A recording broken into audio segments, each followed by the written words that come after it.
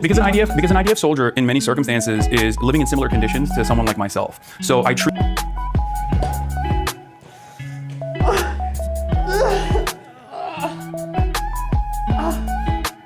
I don't know how many more of these psychic attacks I can handle.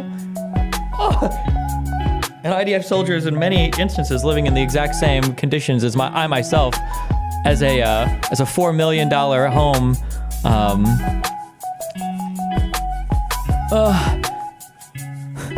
Why would you say that? Why would you say that? How was this? Jesus Christ. Hi, chat. I'm a little nervous. Oh. I thought he did like, I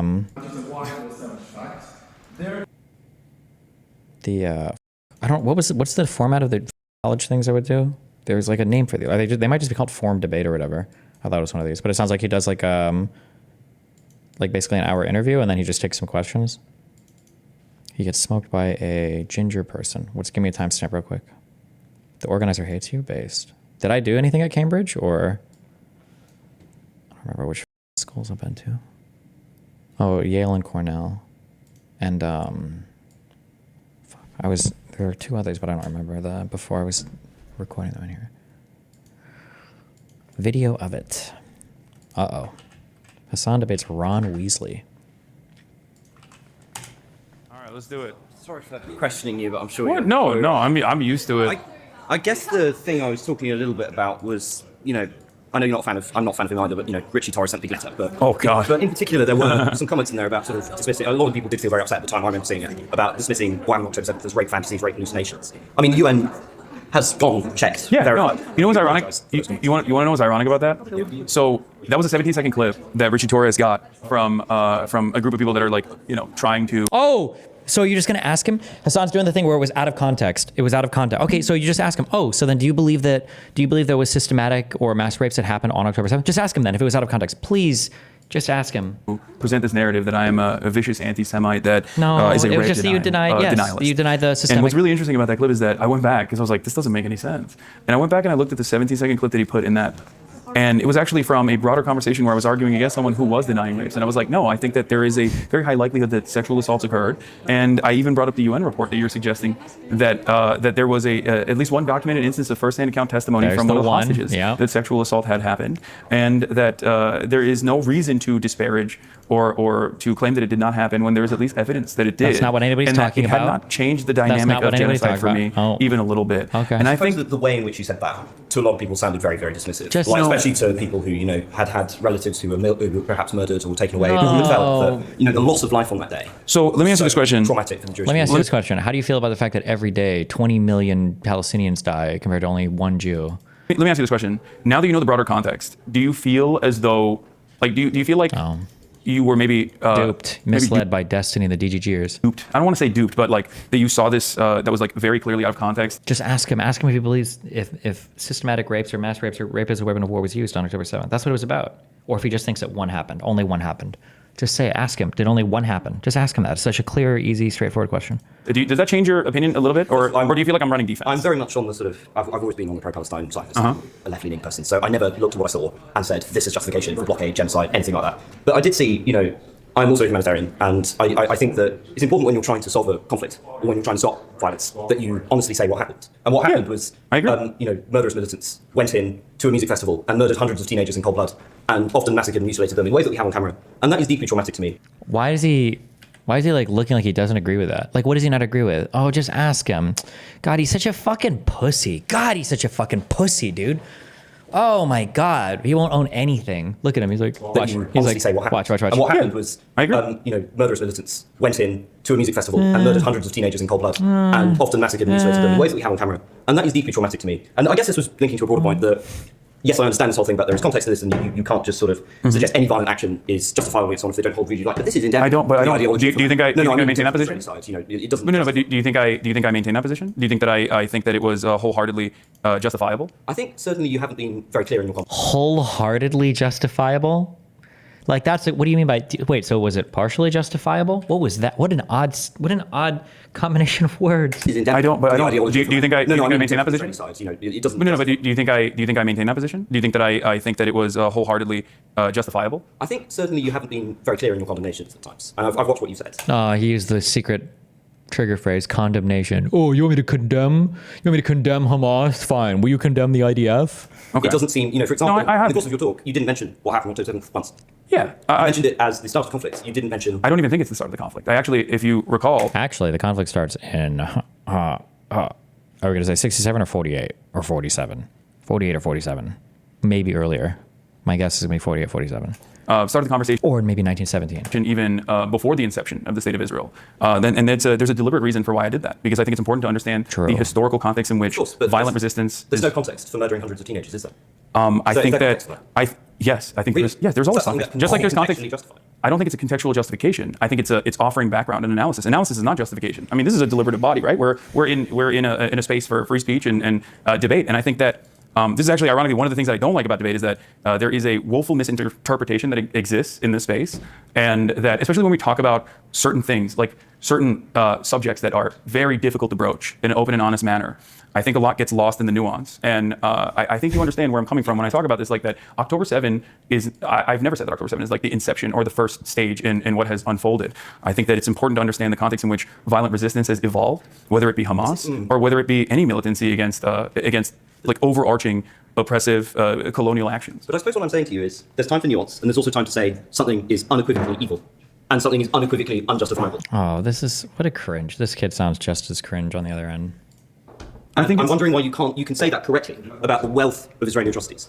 But to actually fix this conflict and gain trust with people, you need to say that unequivocally about the murder of hundreds of teenagers at the Supernova Music Festival, their mutilation and often their rape. And I don't know why you can't say that. I don't. First of all, in terms of using the language of mutilation and rape, and also consistently saying that there is a contextual justification for it, I think the violence that states engage in, specifically an apartheid state, which you agree is Israel's an apartheid state. Okay, so the violence that an apartheid state engages in is oftentimes considered to be invisible. There is a tremendous oh my God, rape is the language of the resistance. Number of documented rapes in prisons. There's a tremendous number of rapes in prisons. Speakers and media representatives that have actively communicated all of the violence that has unfolded on October 7. I myself have also maintained the position that any kind of violence against civilians is completely unjustifiable. But I think it's more productive to at least be a resilient voice that, especially in the West, that tries to explain that these aren't barbaric monsters, that these are horrifying atrocities that they did, right? But that it is not coming out of a place of this antiquated anti-Semitic tendencies, or that they wanted to go out and like do mass rapes, or any number of different ways in which people have, I think, in a very unhelpful way, tried to claim that there is no emancipatory ambition here, and that there is no valid. God, where does he learn these cringe emancipatory ambition? Yes, we are freeing the Gaza Strip with the murder rapes at the festival. Like if we just kill one more partier, seize the LSD, my friends. We're so close to freeing Gaza, bro. Interest in wanting to be rid of Israeli sovereignty. Do you think that by invading the Gaza Strip, that they were not motivated by anti-Semitism, given the fact that they were murdering civilians indiscriminately? Invading the Gaza Strip? By invading from the Gaza Strip into Israel. Yeah. Do you think that they were not motivated by anti-Semitism, given that they were murdering citizens?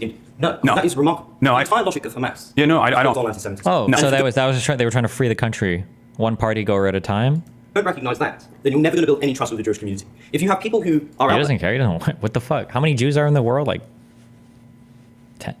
12 million? How many Jews are there in the world? How many Jews in the world? 15 million? Okay, 15.7.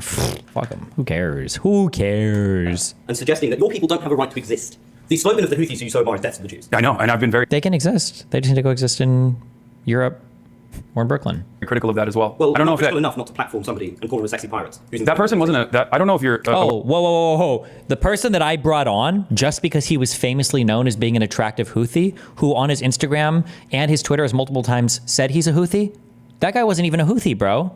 Aware of this or not, but that was a 19-year-old Yemeni teenager that was actually not associated with the Ansar Allah movement at all. There is enormous debate about that, and it is highly unlikely he'd be fighting with them if he had no connections to them. And you were not he was not fighting with them. Then why'd you bring him on?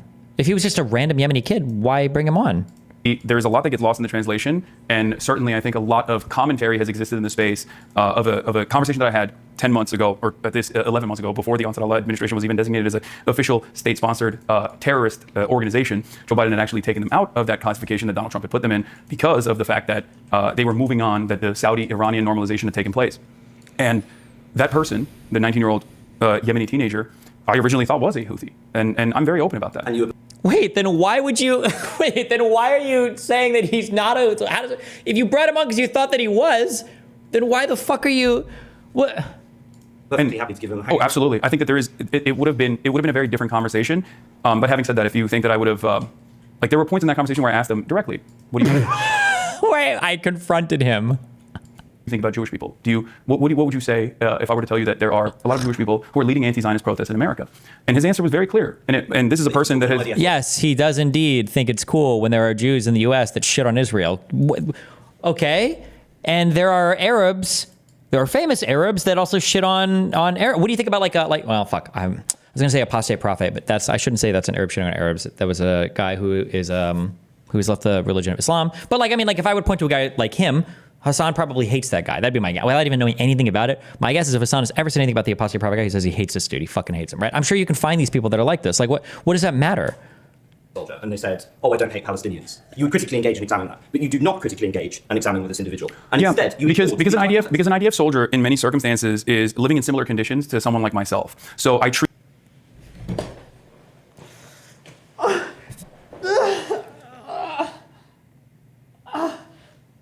I don't know how many more of these psychic attacks I can handle. Oh. An IDF soldier is in many instances living in the exact same conditions as I myself, as a $4 million home.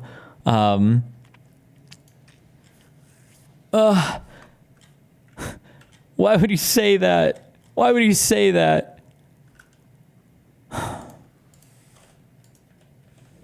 Palestinians. You would critically engage and examine that, but you do not critically engage and examine with this individual. And Yeah, instead, you because an IDF soldier in many circumstances is living in similar conditions to someone like myself. So I treat someone in the Western world with like Nazi ambitions very differently. I think this is interesting because it's suggests that you don't have a moral universalism. What I've heard from you is this very eloquent, and I agree with it, moral condemnation of the atrocities. But when we talk about the murder of gay people en masse in Yemen, when we talk about, for example, Tibet's oppression under China, or when we talk about what Hamas has done to gay people within that, or to what they do to Jewish hostages, you enter this contextual blather. And it strikes me that these... Because you want to know why? You want to know why, bro? It's because if we weren't bombing them, they would be gayer than us, okay? They would be way more gay than us. You want to know why? Because Israel has killed significantly larger numbers of gay Palestinians than Hamas has. What is the source on that? How could you even... Holy shit. What the fuck? What the fuck? I feel like every time Hasan opens his mouth, it's just a new fucking meme, dude.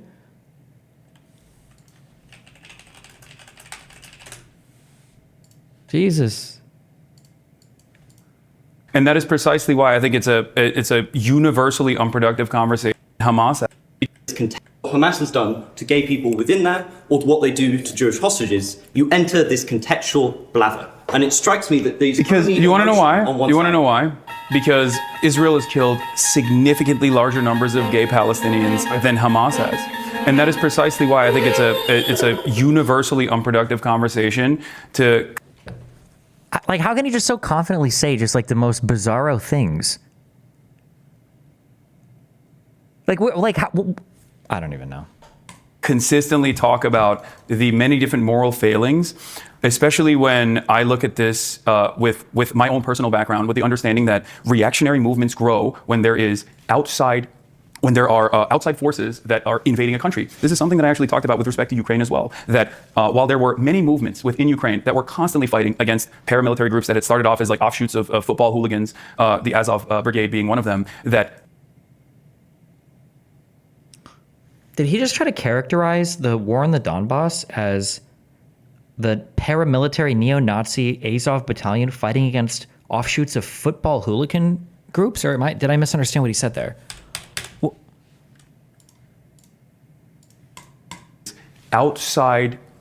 When there are outside forces that are invading a country. This is something that I actually talked about with respect to Ukraine as well, that while there were many movements within Ukraine that were constantly fighting against paramilitary groups that had started off as like offshoots of football hooligans, the Azov Brigade being one of them. Okay, no, he's saying there are other groups fighting against.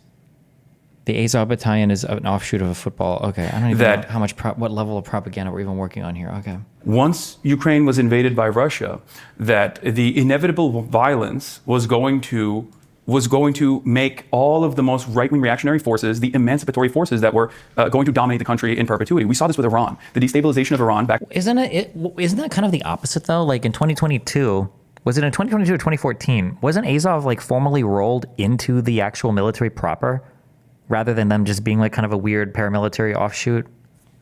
Is this considered code switching? Yeah, well, I wouldn't consider it code switching. I would consider it mask on. Hasan is very much like the Nazis who would do like the wearing a suit showing up. He's basically like, he's the Richard Spencer, or what Richard Spencer used to be or whatever now, of like the commies and tankies or whatever. He'll show up like very mask on to these events and kind of present himself as like, oh, I'm like your uncle's liberal, you know? I just want healthcare and justice, bro. When in reality, he's like an authoritarian, you know, fasci adjacent fucking cringe lord. Backed by the CIA, caused the Ayatollah tree in perpetuity. We saw this with Iran. The destabilization of Iran, backed by the CIA, caused the Ayatollah to overtake the country. Because in most circumstances, when Western forces or an outside force is coming into your country, you don't care about who is actually fighting back. You just want the pain to stop. You want the violence to end.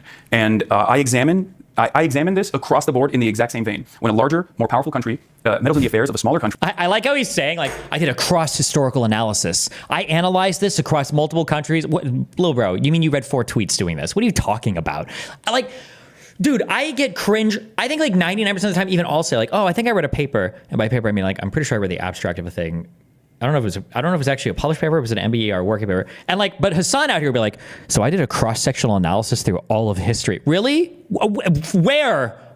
You stream like 280 hours a month. When did you do this? What free time did you engage in this analysis? I examine this across the board in the exact same vein. When a larger, more powerful country meddles in the affairs of a smaller country, no matter how big or small, yeah, Iran, exactly. Iran is a perfect example of this. I think that the Iranian destabilization and the implementation of the Shah regime is quite literally the reason why the Ayatollahs were able to gain momentum. Intervention of Iran in the other powers, but in terms of the broader problem with that. But do you understand where I'm coming from? Because there is universality there. And I think the universality is hard to grasp, especially if you've grown up in the United Kingdom or if you've grown up in America. It's very difficult for people in the Western world to shed themselves of Western chauvinist frameworks and engage in, and I'm not saying you're doing this, but engage in what I have seen as pinkwashing by consistently talking about the internal dynamics of any kind of resistance group when, in fact, we do not make those considerations for many of our allies, and it's not even something that is remotely brought up in this conversation as far as like universality goes. I've never heard anybody go, we got to stop giving Saudi Arabia weapons because of the horrifying treatment of gay people. You've never heard people criticize within the United States because of their treatment of women or gay? Wait, what? What country do you live in? How could you just say that? How could you just say that? Wait, what? Frameworks and engage in, and I'm not saying you're doing this, but engage in what I have seen as pinkwashing by consistently talking about the internal dynamics of any kind of resistance group when, in fact, we do not make those considerations for many of our allies, and it's not even something that is remotely brought up in this conversation as far as like universality goes. I've never heard anybody go, we got to stop giving Saudi Arabia weapons because of the horrifying treatment of gay people. I still think it's unjustifiable, just like it's unjustifiable in Yemen. But ultimately, the way I look at it, if there's a much larger, much more powerful country that is getting unlimited weapons from the most powerful country on the planet, and they are engaging in wholesale slaughter, I think analyzing or interpreting the dynamic of like Hamas and gay people in that regard is ultimately not only unproductive, but also it's not something that is within our realm of power even. I think that these countries, my country, Turkey, for example, will inevitably, once they have breathing room, have the time and opportunity to be able to advocate for their own civil liberties. Because and he's doing the thing.